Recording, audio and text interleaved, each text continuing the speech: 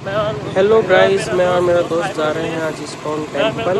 ISKCON temple. हवा चल रही है, हवा मेरे बहुत बाल चल भी रहा उड़ने है, जा मेरे रहे बाल भी हैं। उड़ रहे हैं, जैसे कि आप देख हम सकते दोनों जा हैं। रहे हैं आज इस्कॉन टेम्पल। ये हम लोग अभी रास्ते में पहुंचे हैं। ये इस्कॉन टेम्पल का बोर्ड, और ये पहुंच गए हम इस्कॉन टेम्पल। बाहर से व्यू आप देख सकते हैं, काफ़ी बड़ा है।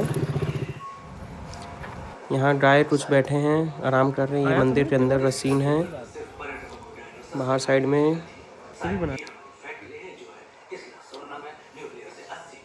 हम अब अंदर जा रहे हैं। अंदर जाके दिखाते हैं हम आपको अंदर का व्यू।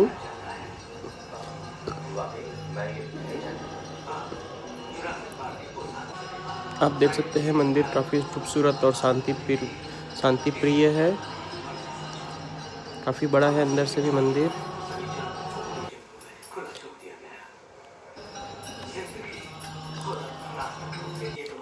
ये मंदिर के अंदर भगवान